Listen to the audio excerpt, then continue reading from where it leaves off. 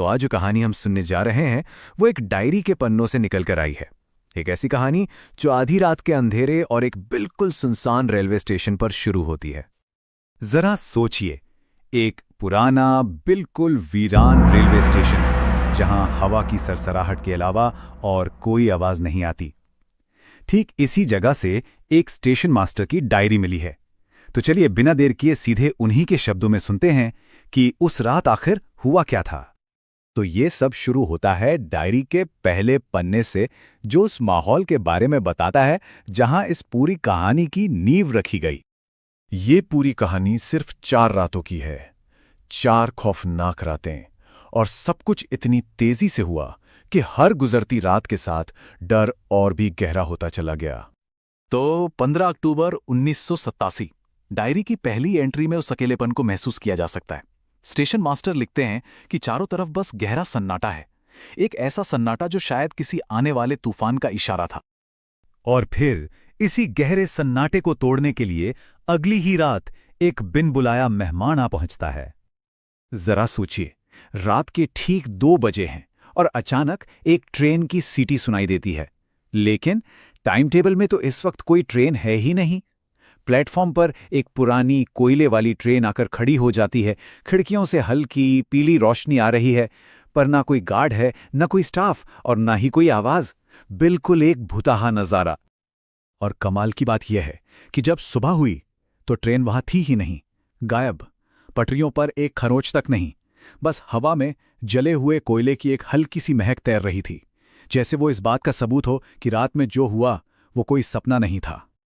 तो अगर पहली रात सिर्फ अजीब थी, तो दूसरी रात तो बस खौफ की शुरुआत थी, क्योंकि इस बार खतरा दूर नहीं था बल्कि बहुत बहुत करीब आ चुका था।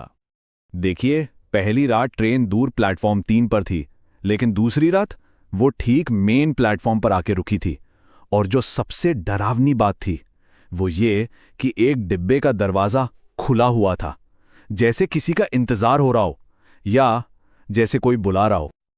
अब स्टेशन मास्टर बुरी तरह घबरा गए। उन्होंने मदद के लिए फोन लगाने की कोशिश की, पर लाइन डेड थी। और तभी उनकी नजर उस खुले दरवाजे पर पड़ी जहां एक परछाई खड़ी थी। कौन था वो? और यहीं पर सब कुछ बदल गया। स्टेशन मास्टर अपनी डायरी में लिखते हैं, मैं चेहरा तो साफ नहीं देख पाया, पर मुझे ऐसा लगा जैसे वो मुझे बुला रहा था। उसने अपना हाथ हिलाया। ये सिर्फ एक ट्रेन नहीं थी, ये एक बुलावा था। अब हम कहानी के उस मोड़ पर आ पहुंचे हैं जहां डर अपनी सारी हदें पार करने वाला था। ये उस आखिरी खौफनाक रात की कहानी है। सोचिए जरा, दिन में उन्होंने अपने हेड ऑफिस में ये सब बताने की कोशिश की, पर किसी ने उनकी बात पर यकीन ही नहीं किया। सबने कहा तुम अकेले हो, शायद तनाव में हो, छुट्टी ले लो। वो बेचारे अपने डर के साथ बिल्कुल अकेले रह गए थे। उस रात उन्होंने अपने आप को कमरे में बंद कर लिया। सारे दरवाजे, सारी खिड़कियां, सब बंद। बाहर की दुनिया से संपर्क का कोई जरिया नहीं था। फोन तो पहले से ही बंद था, बस एक रेडियो था जिसमें सिर्फ खरखराहट आ रही थी। अब बस इंतजार था रात के 2 बजने का। और फिर डायरी में लिखे शब्द अचानक बदल जाते हैं। लिखावट कांपने लगती है। छोटे छोटे टूटे हुए वाक्य। वो आ रही है। इस बार ट्रेन प्लेटफॉर्म पर नहीं थी। नहीं, वो पटरियों से उतरकर सीधे उनके कमरे की खिड़की के सामने, ठीक सामने आकर खड़ी हो गई थी। डिब्बे का दरवाजा धीरे धीरे खुलता है और वही साया वहीं खड़ा है। लेकिन इस बार चेहरा बिल्कुल साफ दिख रहा था, और जो उन्होंने देखा उसने उनकी रूह कपा दी। डायरी में कांपते हुए हाथों से सिर्फ इतना लिखा था, हे भगवान, ये तो मैं ही हूं। हाँ, वो कोई और नहीं बल्कि उनका अपना ही हमशक्ल था, पर उसकी आंखों में कोई जान नहीं थी। बिल्कुल खाली, बेजान आंखें, और वो एक अजीब सी मुस्कान के साथ उन्हें ट्रेन के अंदर आने का इशारा कर रहा था। डायरी के बिल्कुल आखिरी शब्द थे, वो चल पड़ा है मेरे दरवाजे की तरफ। मैं उसके कदमों की आहट सुन सकता हूं। और इसके बाद डायरी में कुछ नहीं लिखा, सिर्फ खामोशी। तो सवाल ये है कि उस रात के बाद आखिर हुआ क्या? डायरी तो यहीं खत्म हो जाती है, लेकिन कहानी नहीं। जब बाद में लोग वहां पहुंचे तो वो डायरी फर्श के एक टूटे हुए तख्ते के नीचे मिले।